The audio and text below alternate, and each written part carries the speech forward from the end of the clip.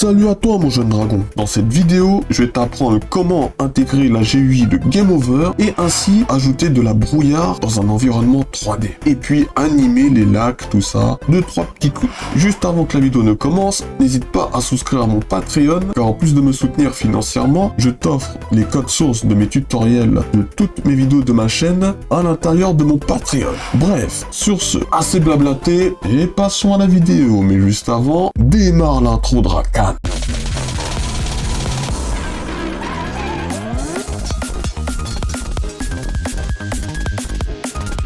Merci pour l'intro Dracan. Bon, une fois que j'ai pris les quelques assets graphiques que je veux prendre, tout de suite je crée un texte de Game Over. Auquel cas, je vais marquer Game Over. Première étape, on va mettre que si jamais le gobelin est en collision avec la caméra, alors on affiche le calque Game Over. Et oui, et on va le mettre que s'il est accroupi ou pas. Dans les deux cas, si c'est touché, c'est Game Over. On affiche le calque Game Over. Et bien entendu, on retourne sur la scène du jeu. Dans le calque Game Over, on met bien entendu le fond noir, le texte Game Over et ainsi le bouton de replay, l'ajout de bouton qui est très simple à mettre en place sur GDevelop. Et puis retournons côté code. Une fois que ceci est fait, on crée un groupe d'objets Game Over et à l'intérieur de ce groupe d'objets Game Over, on va mettre que si le calque Game Over est visible et que si jamais le bouton a été cliqué, là on va mettre que le positionnement de la caméra est égal à son positionnement de base et puis on supprime tous les objets des monstres, donc tous les gobelins on les supprime et on recrée les gobelins à leur position d'origine par code. On fait ça par programmation. Et très important, on rechange la taille des gobelins à 131 par 128. Dans mon cas, j'ai mis comme ça. Parce qu'après, derrière, quand tu recrées les objets, ils se recréent à leur taille normale. Et puis, on redéplace le Z-Order des gobelins à 63. En bas, on recache le calque Game Over.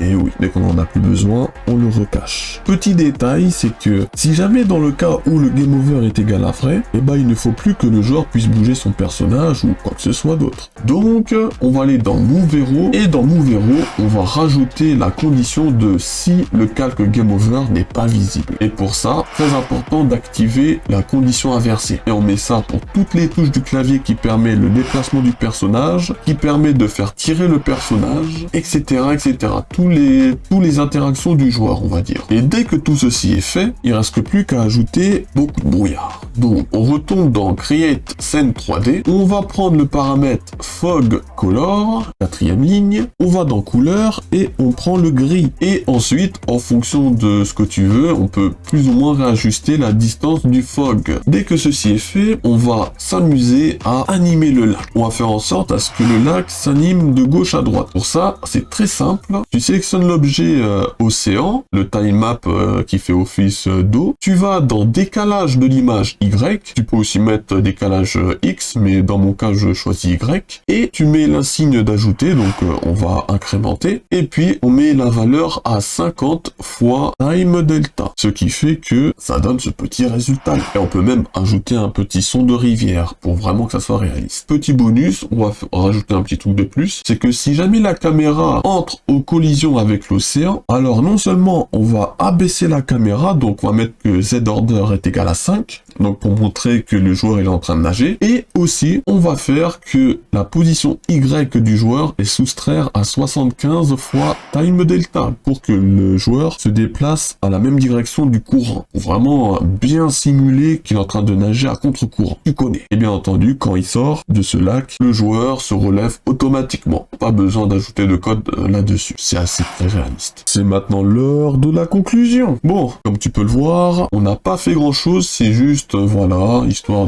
d'ajouter un peu de décor, comme de la brouillard, tout ça, et puis plein d'autres choses. Bref, je te laisserai expérimenter tout ça, tu verras, les possibilités sont quasi infinies. Bref, sur ce, je te dis à demain pour l'épisode 6 du tutoriel, et sur ce, je te dis, prends soin de toi, et...